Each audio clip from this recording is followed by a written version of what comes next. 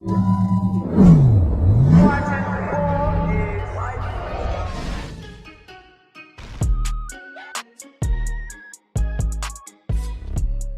to another episode of Unapologetic. I'm Will Poznan. I'm joined by my co-host, Las Vegas Aces center, Kiah Stokes. Hello, hello. And last week we started with some negativity around the Brooklyn Nets, and I'm sure we'll get to that. But let's start this one off on a positive note. What's been your favorite playoff series so far? Memphis and Yes. Minnesota. That shit is amazing. It's really, really good. I've enjoyed it.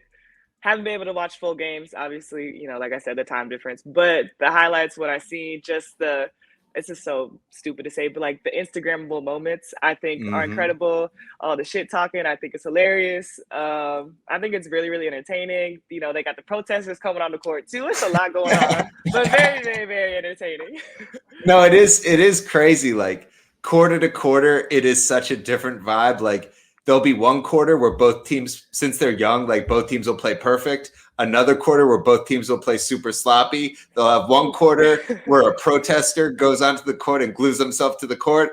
Another quarter where Kat and Ja's dads are taking selfies on the sideline. Like moment to moment, you really only have to watch the highlight reels in the fourth quarters because it almost doesn't make sense watching the game the whole way through. Like I was watching the game and in the beginning, they're talking about the protester and trying to avoid it. And then a quarter later, the dads are like dapping up after every basket. It's the best series in a while. It is really, really good and entertaining. And I think we needed that. The other series, is one series really disappointing. So I feel like I'm taking my energy and focusing on Memphis and Minnesota just to lighten the mood. I'm going to watch some, for the most part, good basketball, like you said. Sometimes it gets a little but overall the games are really, really entertaining, which is great to watch. No, it is funny. Like there's some very, very high level basketball being played in that series, but there will also be sequences where it looks like a 6-year-old's game where it's like turnover on one end, crazy turnover on the like 5 turnovers in a row. And then some, like even the right before Ja hit the game winner, they got a basket off of like just a crazy turnover sequence where like Ja took a crazy shot, a couple turnovers, and then Ja got past the ball right next to the basket. Just he was the only one standing there like a cherry picker in a recess game. It happens. It's for the most part that, Memphis is a young team. So I feel you're going to have those mistakes, those errors. They don't have a lot of playoff experience. So this is pretty good for them, I think. And to be doing so well and then. They're both young, but they both also have that great veteran leader. Like Minnesota's got Pat Bev, and then Memphis has Steven Adams and Dillon Brooks. So it really is great because they have the young vibe, but then they also have the presence on the court to be like, okay, remember, let's stay. And both teams will refocus. That's the best part is like both teams will lose their mind for a moment, but then they will refocus. And it's amazing. It's like watching the movie Creed. Like he's down, he's out. Oh, Memphis is back, and it's crazy. Yeah, it is good and unpredictable. I just feel like I can't wait to see what happens next. It's gonna. You want to predict it? Who do you think? Who do you have? I bet we have different teams. I'm just going Memphis. I'm going Minnesota. Oh, why? For what? Okay, so I think that when Kat is hitting his 3-pointer, which he almost always is, it's just such an imbalance in terms of like Minnesota can just do more because Jaren Jackson Jr. hasn't been hitting his 3-pointers like this whole series. So that's kind of messed up Memphis's spacing. So when Kat's hitting his 3-pointer, like they're just getting so many points from their front court when Kat's hitting that shot that as long as Anthony Edwards and D'Lo and the Minnesota guards approximate the production of the Memphis guards, I feel like when Kat's scoring, Minnesota should be winning all those games. I think they should have won game 5. They just kind of fucked it up on a couple of key sequences. I mean, you're not wrong, but this is also playoff basketball, so you never know. Of course, if Karl-Anthony Towns is scoring, they're probably going to win. Or if he can make his threes, the space is going to be a lot better. Like, of course, but is he going to do that? I don't know. I feel like Memphis is in his head now. Like I feel like, the little shit talking, I don't know. I think there's more to it than just a basketball aspect. I think you got to take in everything. At least that's how I feel. So I'm going for Memphis. I feel like they got it. And John Morant's got like low key going crazy. I I mean, love both teams. do you think he had dunk of the year the other night? Or The thing is, if he didn't have dunk of the year then, he had it 9 other times. Like the top 10 list this year for dunks is 1 Miles Bridges dunk and 9 John Morant dunks. that is Like no one true. else is even in that conversation. Maybe Ant has 1, but like there's 8 John Morant dunks in the top 10. Yeah, he's really a freak of nature, like athletic wise. It's crazy. If I was playing against him, I would just get out the way. Like, unless I'm gonna try to go up and challenge him, which if I was playing an NBA as a shot blocker, I probably would. And you do take that risk of getting dunked on, but I feel like you can't just let him go, right? I also don't want to be on a poster, so. Yeah. They asked him if he could dunk on anyone in the league, who he would want to dunk on, and he said he'd want to dunk on LeBron. And he said if he dunks on LeBron, then when you open the door to his home, the first thing you're going to see is that photo blown up of him dunking on LeBron. And they asked him if he could dunk on anyone ever, who he would dunk on. And he said MJ. And he's like, who wouldn't want to dunk on MJ? Woo! Meanwhile, all of MJ's contemporaries who are like, oh, when basketball was basketball, they would all be terrified to dunk. They would take a scoop layup if they had the chance to dunk on MJ. So, Man, that would be, if he would get to dunk on LeBron, that would be crazy. That's just a highlight. Like, who doesn't want to do that? The best basketball player of his generation, you gonna dunk on him? Like I would want that too. I want to dunk on LeBron. I want to dunk on MJ too. He's gonna dunk on LeBron next year, and in 3 years he'll probably dunk on LeBron and Bronny at the same time. In the same game. He's gonna have them back to back as soon as you walk into the house. Like, yep, that's LeBron and that's Bronny. So Bronny's little brother is gonna be on the sidelines worried he's gonna get dunked on next. He better watch out. Anybody can get it. I feel like that's John's attitude. Anybody can get it. Just get out the way. He's taking flight. I respect it though. And it puts everyone else on notice. Like, we all knew he's athletic, he can dunk, he can finish, he can get to the rim. Like, nobody's questioning that. But I don't think people understand how hard and how tough that is to stop. Like, unless you literally go up and try to foul him. Like, it's pretty incredible. And for a guard, like, what guards are really doing it like he's doing it? No, it's crazy. He jumps like 5 inches higher than you think he's going to go every time. Every time he goes higher than you. And he's John Morant. So you imagine him going unrealistically high up in the air, and he's still always higher up. But Ant, same thing. Anthony Edwards on the Timberwolves, like he's going to go up high, and then he goes up higher than you can imagine. So that leads me to my next question, which is, when I'm watching this series, I'm like, are these the 2 best teams in the West? Like, with Devin Booker hurt, are these the 2 best teams in the West? What do you think about that? I don't know. It's tough to say. Including injuries, which is a part of the game. I think they might, but I don't know if I give it to them just yet. I don't know. You got Golden State, but Golden State's been beating the Nuggets, but people forget, like, the Nuggets are missing their second best player and their third best player. Like, it's not impressive to me that Golden State is beating them. Like, last year when Golden State was missing their second and third best player, they were a play-in team. So, and then you got the Suns, who without Devin Booker, I think they're going to get past the Pelicans, but it's not like a lock. Yeah, I think they'll get past the Pelicans too. But how long is Booker out? How long do they say? It's like 3 If he rushes it, he'll be back like around this time next week or later next week. But it's supposed to be a 4 to 6 week injury. He's going to try to come back in 2.5 weeks. Yeah, that's tough. Without Booker, I don't know if the Suns is going to make it out the West. I really don't. But, as much of, I don't want to say I'm not a fan of Golden State, but I do think that when they're all cylinders are cooking, like, they're really good, regardless of who they're playing against now. They're still the team to beat, I think, coming out the West, regardless of they're playing a team with their, injuries and stuff. Everyone has injuries. Everyone has to play through it. So I don't know. Do you think that Memphis or Minnesota is beating Golden State in a series?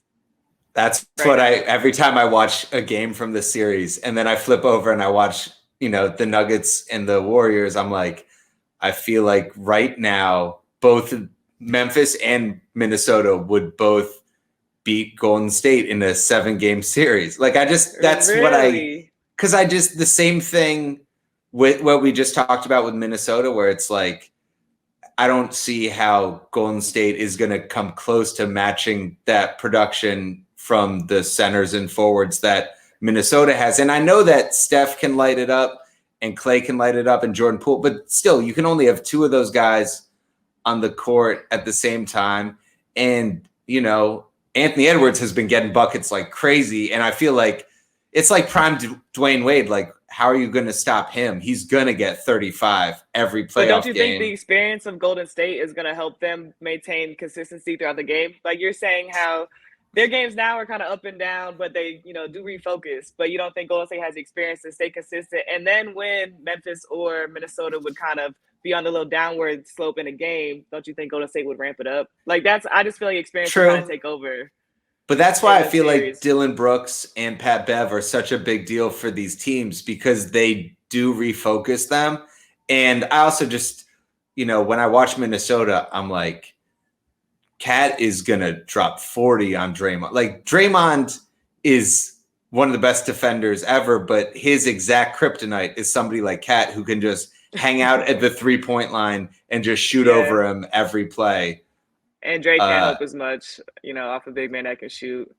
Yeah, so I don't know. I mean, this year, maybe it's close, but moving forward, this series kind of makes me feel like this is Phoenix's window and this is Golden State's window, because next year, Minnesota, Memphis, and Denver are going to be even better. And I don't think any other team in the West can improve at that rate. Like, every time I watch this series, I'm like, if Devin Booker stays hurt, these are the two best teams in the West, and whoever comes out of this series is going to at least go to the Western Conference Finals and go to 7 with whoever. We'll see, but so do you think any of those two teams have a chance of winning the whole thing? If you think they're the best in the West, it could be, the top teams in a 7-game series. So are they taking the whole thing? One of those two teams. So I think that Minnesota's exact kryptonite is a team like Milwaukee or Miami that is hyper physical all game, all the time. But I could see Minnesota beating a team like Boston in the finals. If Boston were to be the team that they played, I think Memphis can beat anybody. Now, I also still feel like Devin Booker, if Phoenix can survive till Devin Booker comes back, I mean, at the beginning of the playoffs, I thought it was going to be Heat Suns in the finals. I still feel that way. And when if Booker is healthy, only if Booker's healthy. Yeah, I mean, that's their best player at the end of the day. And I think people sleep on Aiden. Nobody sleeps on Chris Paul, but I think people sleep on Aiden a lot. Like, I thought he should have been the third team All-NBA center, or at least in that conversation. If you're, especially if you're going to put like Jokic and Embiid both on first team together, so you're really carrying 4 centers, then and you're going to have Towns as your second team, then I think Bam and Aiden are the guys that I would think about for my third team. But I think most people had either Gobert and some people had Draymond as that third team center. But yeah, I think that without Devin Booker, there's no way that the Suns would beat. I don't know who they're slated to play next. I think it would be Golden State. So yeah, to answer your question, and I also think without Devin Booker, there is a chance that the Pelicans do upset them. Especially, I mean, people, it would be crazy if the Pelicans had gotten Zion back. Zion wanted to play. Wild. Zion wanted to play. And if you could just drop Zion in this Pelicans team, I actually think that they would have beat the Devin Booker-less Suns. I mean, yeah, that's tough. He makes a big difference, and without Booker is also a big difference. So anything is possible, but I don't know. I still feel like the Suns are going to come out. I feel like they're going to make it through. Booker's going to get back, and I think I don't know. It's tough to say. It really just depends on when he gets back. But I also feel bad because hamstrings are kind of a big deal. You can't just force it. You can't rush it. Like everything takes time. So who knows? But we'll see.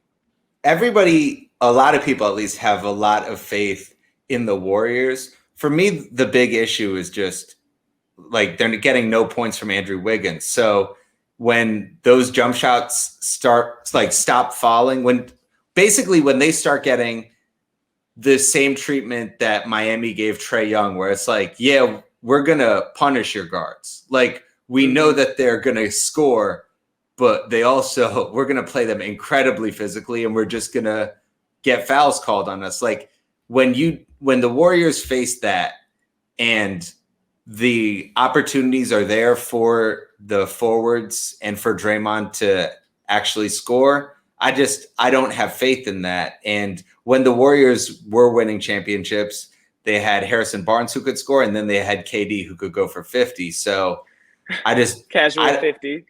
Yeah, for real. And I don't see it. I mean, I know people are very happy with how they're handling business against the Nuggets, but this is a Nuggets team that is so incomplete. So I'm actually less optimistic about the Warriors after this series than I was going into it. Really? I don't know. Like I said, I know experience it's a lot. It means a lot, especially in playoff times. But when teams are going to be more physical, with the guards of Golden State, it will kind of take a toll. And let's be honest, Steph's not the best defender. So if they attack him and make him work on offense and defense, it would be tricky for them. But I don't know. It's still, I feel like you just can't take this series into account. Like, yeah, they're playing a team that's a little hurt, a little injured. They just get the kinks out now, and then they're really going to turn it up for the next round. So on the East, who do you have as the favorite for the East right now? Well, I'm really mad, but we don't have to let's talk about that first. So, yeah, I mean we're both upset. How heartbroken, sweats, bro? Sweats.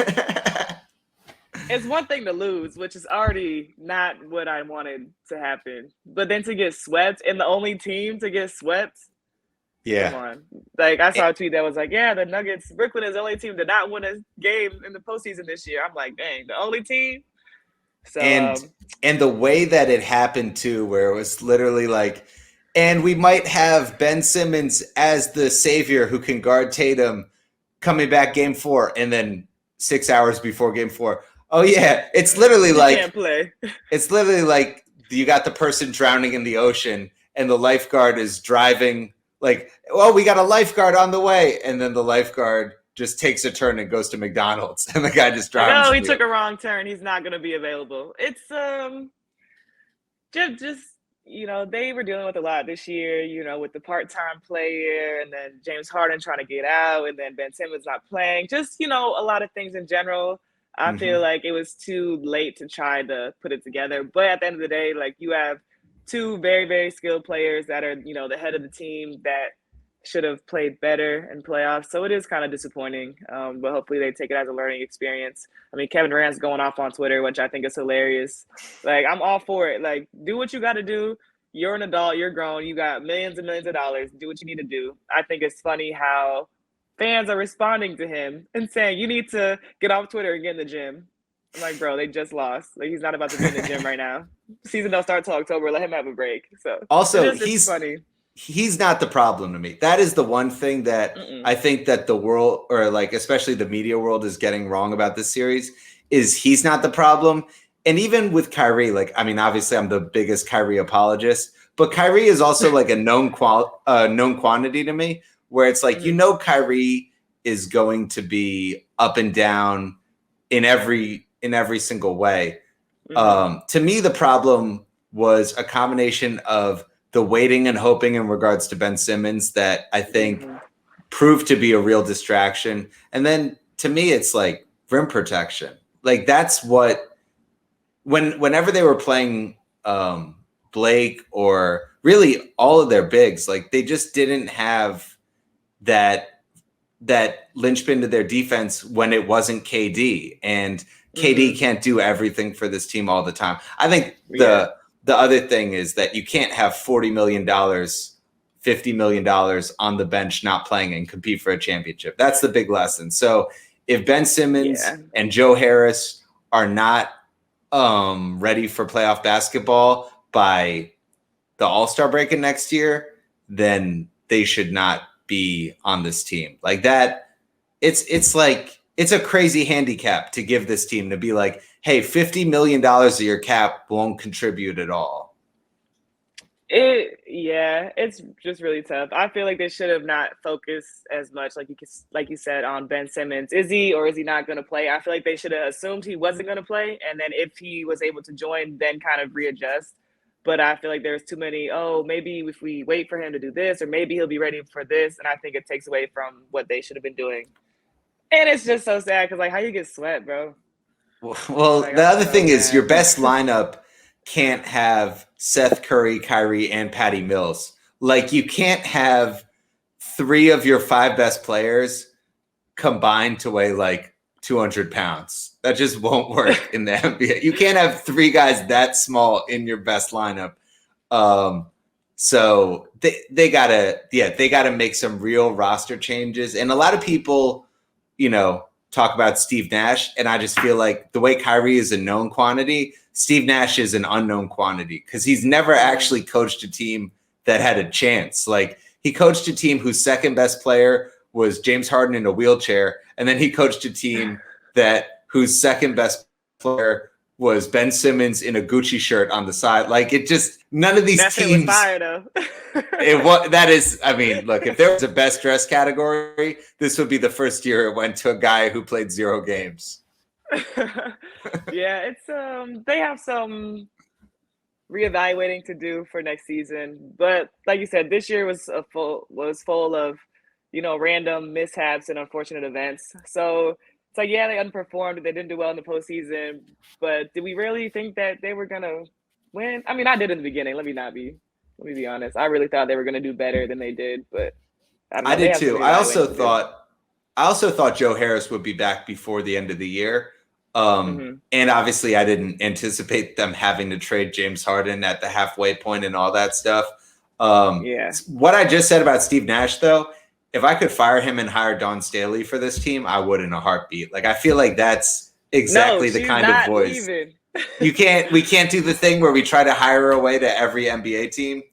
No, like Dawn Staley on the Jazz. What about Dawn Staley on Portland? What about Dawn Staley? We can't play that game for the whole off season. No, because we can, but and obviously maybe this is just because I'm a female athlete, but I feel like an NBA coach shouldn't be the best possible like goal to get to. Like she's doing amazing in college, and if that's what she wants to do, then like true, keep her there. Like I don't want to just assume that her top goal is to be on the NBA side when that's not what everyone wants. So sticking up for my women, seeing no, she's not leaving, she's not going nowhere because she want to be right where she's at. Well, I would be good. Don't get me wrong, but I hear that for sure. But I also think like we can say being a pro coach beats being a college coach at the end of the day, right? Like, no, you won't go that far. I don't know, because it's different. I mean, okay, monetary wise, there's different things. Well, honestly, college she's getting paid though. Women. Exactly. So, NBA versus college might be different, but but no, because for college and pros, it's just a different game. So it depends on how well you can talk to your players, like what exactly you want to be in control of, because as pros, you get more freedom than you do as a college player. So it doesn't necessarily mean that every coach wants to coach pro versus college. Otherwise, Gino would have been coaching in the pros if that's what he wanted. But true.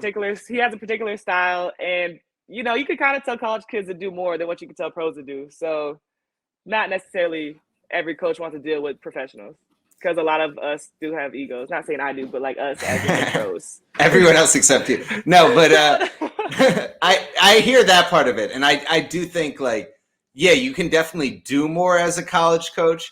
But to me, the big difference is that at least in theory, college players shouldn't be thinking about their sport 24/7, but pro players should, because just, college players, not all of them are going to go pro. So for a lot of them, that degree matters. Like they should even an elite team like South Carolina, there probably are 3 or 4 women on that team that should be prioritizing their pre-med degree or whatever over basketball. Whereas once you're at the pro level, that's not the dynamic at all. So that's to me like the difference. Do you think about your job 24/7 though? Because to me, it sounds like I should only think about my job during business hours. So I feel you can't expect every pro athlete to just like go home, eat, sleep, wake up, and be in a gym for 26 or 24 hours a day. Well, ultimately, most people are thinking about their dating life way more than their job, no matter what. And that's true college athletes, pro athletes for sure. So I'm talking like, let's say we take a random person on the South Carolina women's team, random person on the Aces. I would expect the person on the Aces to be thinking about basketball more than the person on South Carolina. But at the same time, I would also expect both of them to be thinking about boys or girls or both more than basketball, because we're humans, you know, like as much as Kevin Durant is going off, like if Kevin Durant is going off on Twitter right now, I'm sure he is. I'm sure he's tweeting something. I hope on Snapchat, he's also messaging people. I hope he's not just worried about basketball. I hope he's also worried about, you know, having a healthy social life balance. I mean, yeah, I would say that. I would hope that pro athletes think about their sport more than a college athlete. I wouldn't say that the rest of the time you need to think about your dating life, because there's other things in life that are more important. Yeah. What's more important? For real though, maybe you could say like, oh, family. But ultimately, in terms of the trajectory of your life, what's more important? I mean, shit. Okay. I don't know. You start putting your job too far over your dating life, you end up like Lil Wayne, like the best rapper ever, somehow in 9 relationships with like 14 kids. You gotta put the dating life above the career. Ultimately, I wouldn't say above. I just feel like, you know, focus on the sport and then dating life will come. But I don't think it needs to be, you know, that's a whole other conversation. It doesn't matter. All I'm saying is no one needs to think about their sport 24/7. Like, you got to be human and just kind of decompress, which is what Kevin Durant is doing right now that they got swept from the playoffs. True. Well, two people with a very healthy work-life balance.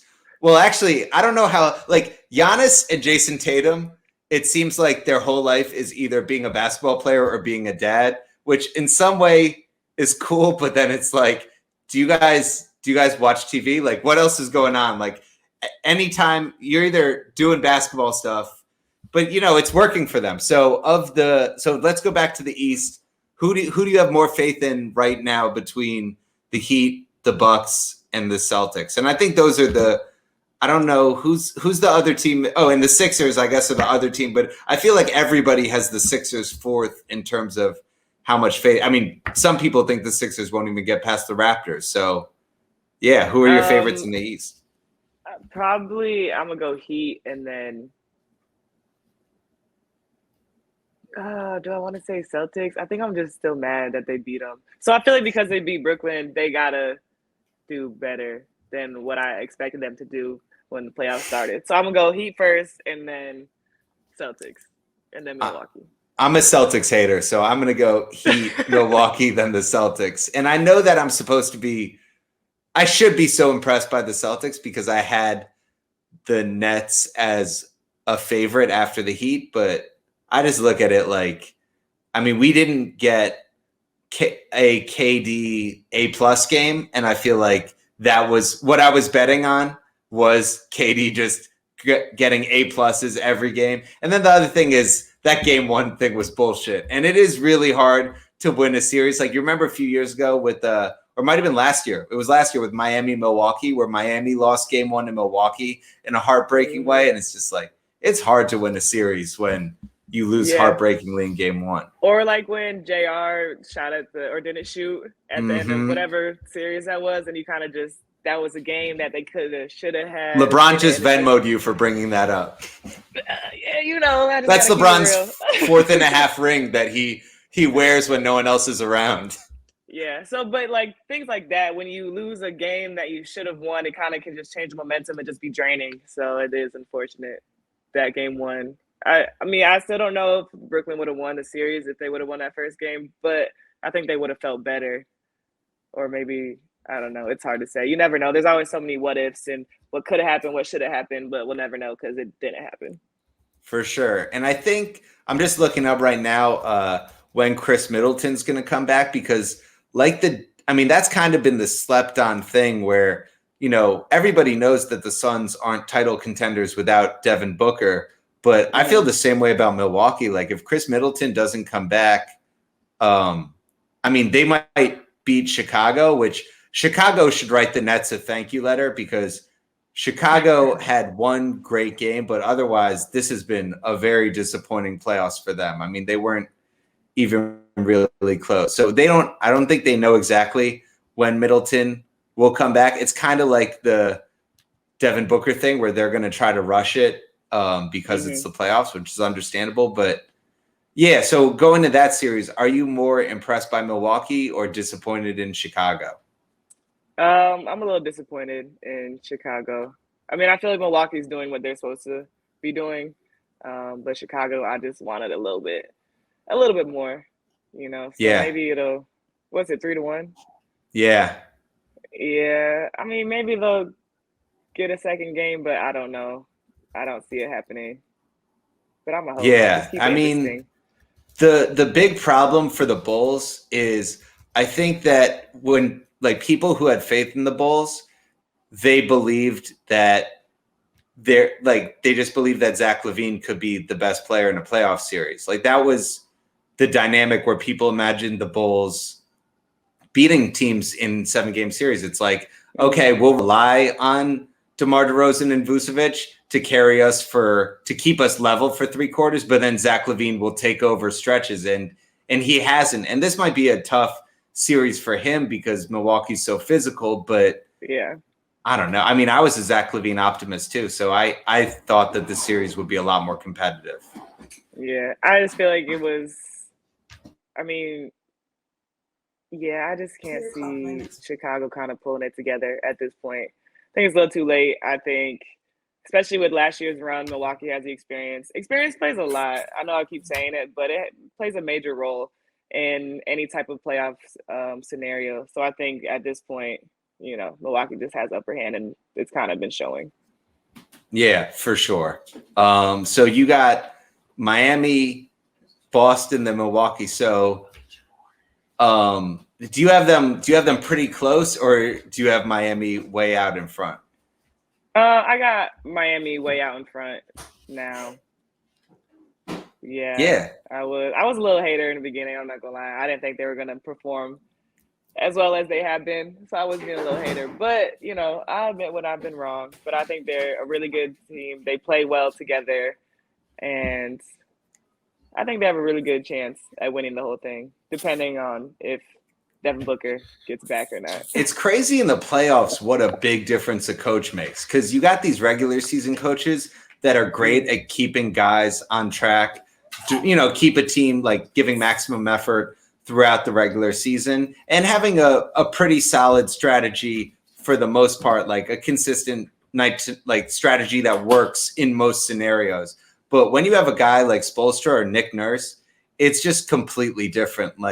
You see these coaches making adjustments and the team goes from the Heat and the Hawks were playing pretty level. And then Spoelstra made some adjustments and then the Heat started dominating them. And you saw the same thing with the Celtics, where the Celtics and Nets were pretty level, and then the Celtics made a couple adjustments, started dominating them. And with Toronto, it was the other thing where they were getting dominated, and then they make some adjustments, and now it's okay, Embiid's going to have to give you 50 to steal this last game so that you can escape this series that you probably would lose if it was an 11-game series and not a 7-game series. Oh my gosh, could you imagine 11 games? Jesus. Who would be your team? Who would be your now? Everything I said about the Warriors in an 11-game series, I'm picking the Warriors because every single other NBA offense is unsustainable besides just taking shots from the logo. Yeah, 11-game series. Yeah, I'd probably go Golden State. There would be so many injuries. One of them. First game, Steph Curry going for 50. Second game, Clay going for 50. Third game, Poole going for 50. Every other day is going to be someone different. Like that would just be so annoying. It's like, yeah, Then it took would down be the Steph. Draymond game, and then they would lose that game by 30. They're like, why did we have Draymond take 30 shots? Oh, we were just rotating. Why did we Yeah, do it was that? just he was next in rotation. Yeah, that would be their offense. Like anyone could really go off at any point, so that would be the hardest to guard for a incredibly long series if there was ever 11. But that's ridiculous. Like, why would you do Yeah. that? The season would end in August and then have to start again in October. That would be terrible. Man, imagine the Lakers in an 11-game series. Anthony Davis would leave and come back like 4 different times throughout the series. Yeah, like, oh, he's out for games 2 and 3, but he'll be back for 4 and 5. Oh, he's out for 6 and 7, but he'll be back for game 11. Like, no, it would literally take a month. That would be awful.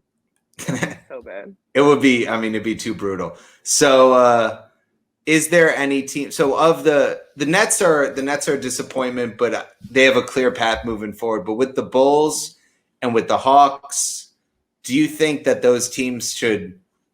And I guess we could even include the Lakers in this. Like, do you think that these teams should run it back next year, or just do something completely different? Or what change would you make for those 3 teams? Because I feel like those are the teams that had high hopes that don't have a clear path forward. Like, what change would you make for each of them? The Lakers, I think they need to bring in a few younger people. I would like to see Westbrook back again, but I just know that's not going to happen. Me too. Yeah. Just because, AD was hurt and then it was just a lot. Like I said. Do you want to hear my scapegoat? Do you want to hear my Lakers scapegoat? Sure, let's hear it. Dwight Howard. That's who I think. Oh my gosh. I just think that his energy, which is so like positive and chill, since he's gotten a ring, it's like he just treats everything like it's gravy, like they lose and he's smiling. I think that if they replace Dwight Howard with an intense, angry, younger center with a chip on his shoulder, I feel like that changes the whole dynamic, because LeBron can't be mean. Like when people talk about, oh, LeBron can do everything on a basketball court, the one thing he can't really do is be mean. Like especially to his teammates. Like it just comes across as passive aggressive. So you kind of need a scary presence at that center position. In a weird way, like the thing that we talked about Memphis and Minnesota having in Pat Bev and Dylan Brooks, that was the thing that the Lakers didn't have, because all of their vets, whether it was Ariza or Melo, but like that's why I don't even blame Russ, because the other vets on that team, like Melo and Ariza and Dwight Howard, were so chill. And to me, that was the ultimate downfall of the team, was like they were behind in the standings and these vets were chill. And then the young guys were taking their cues from these legends who didn't care enough or didn't show it enough. I mean, I could see that. I do feel like what happens in the locker room is not always what it seems like on social media. So I'm sure that there was more urgency than what they're showing off. But I do think they need someone who acts like more of a dog, who's going to be more in your face, or who's known to be more like in your face and try to like rally the troops or whatever. So I feel like they are missing that at least for parts of the season. But then again, it sucks when, for over half the year, some major person is injured or can't play, so they never really gelled or meshed. So I don't know. Like I said, I want to see Westbrook back. I know it's not going to happen. I do want them to bring in like some younger, like fighters and more energy players. I think that would help them a lot, because along with the young raw talent, the go-getters and have a lot of energy, you have the veteran leadership that can kind of focus it in the right direction, if that makes sense. So that's what I would think if I was the Lakers GM. But I don't have specific names in mind, which is why I'm not trying to be a GM. But that's No, I agree with you on that. So going to Atlanta, do you think that they can keep the core of Trae Young and Collins, or do you think that they gotta change and to a lesser extent Bogdanovich, or do you think that they need to change things around Trae? And we forgot the ultimate. I mean, they haven't been eliminated yet, but the ultimate team that people want to shake up, which is the Utah Jazz. So we can mention them at the end too. But yeah, with the Hawks, would you change anything? Would you change the core? I think they have a good coach, so that's I wouldn't change it. Not yet. I mean, they're still young. I think they have a good core. I think they just need a little more time together. They need more consistency. I think they need just a little more time. And they didn't do like that bad. I mean, it wasn't great, Nah, but they didn't do that bad. that's So true. I would keep them around. Maybe just try to add some, better, role players or some more, leadership. But I think for the most part, don't break up the core just yet. And Yeah, for Utah, yeah, they can. change everything. I Yeah, I agree they with gotta you switch with it up.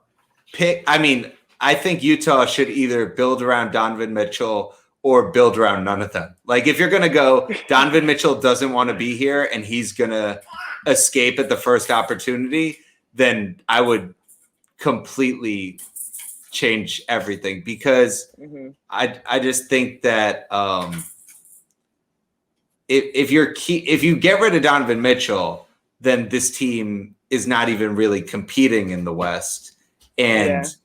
if you're keeping Donovan Mitchell, then you need to you really need to emulate what Memphis is doing, but Hmm. around Donovan Mitchell the way they did around Ja, because Yeah. it watching the Jazz, it feels like the rest of the team is kind of in quicksand where every year, every day, every week, the guys around Donovan Mitchell get a little bit older and are a little bit not as good. And he's looking at them like, I'm the only player on this team that's getting better. And it's not even his fault or anybody's fault. It's just like their window was last year. So Hmm. when talking about the Hawks, I think it's like I agree with you that they shouldn't change anything, but I think next year will be like, oh, another disappointment year. The Hawks need to change everything.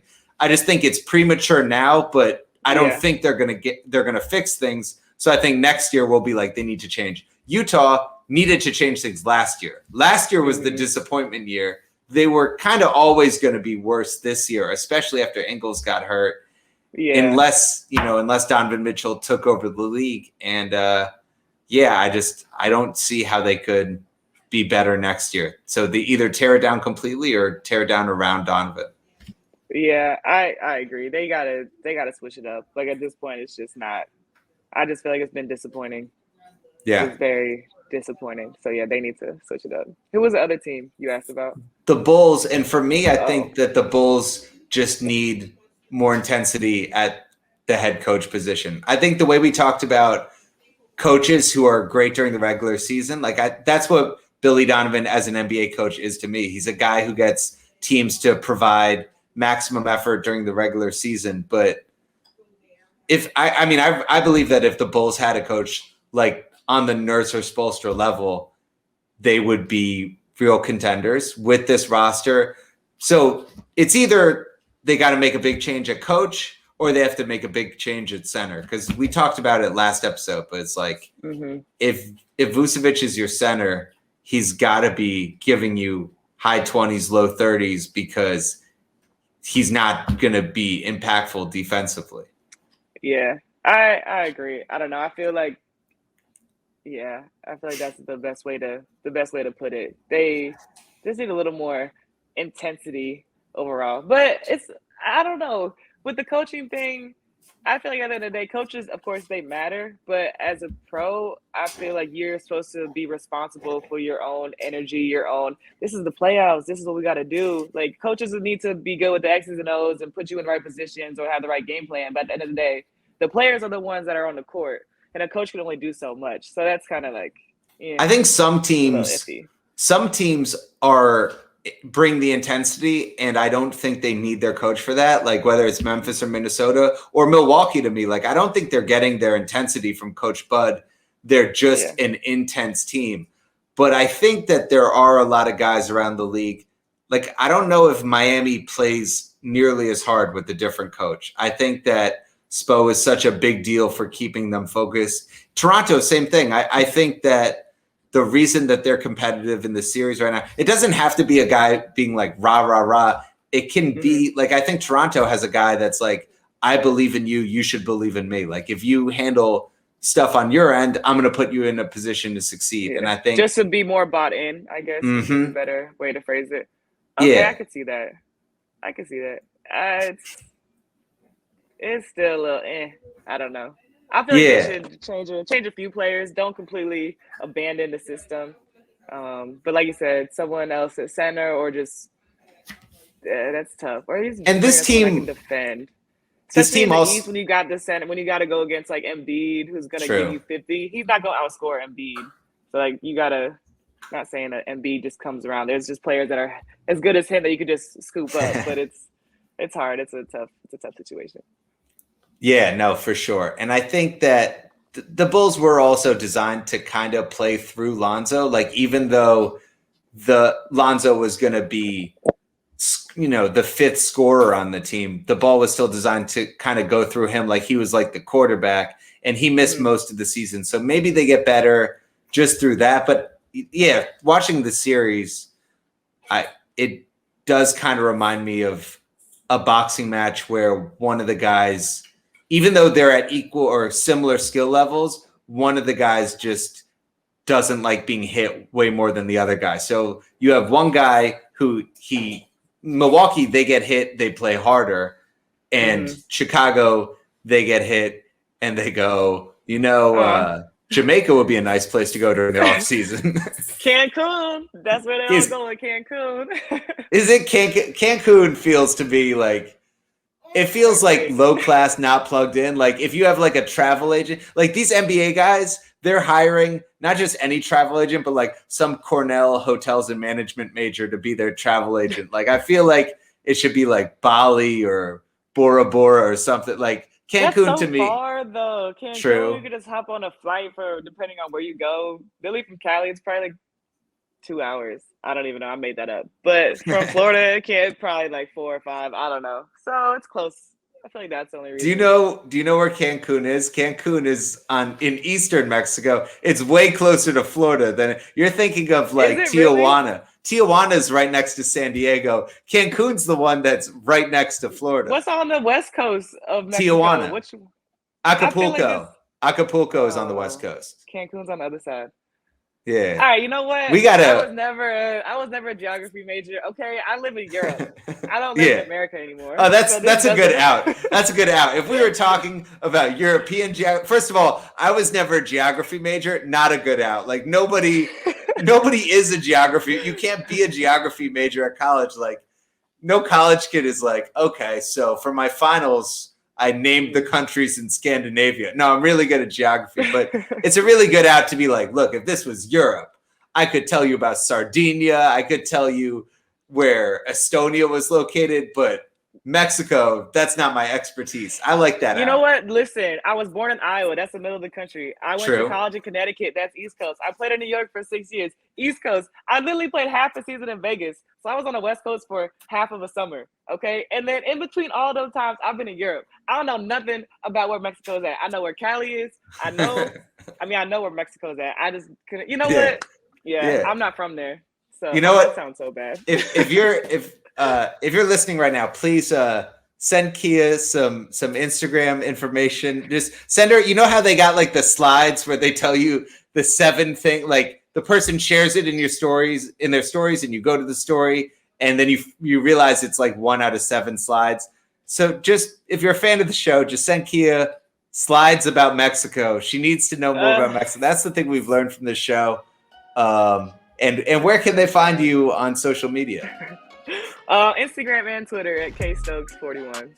And you can hit me up at Will Poznan. Thanks for listening to this episode, and thanks Kiah for making the time.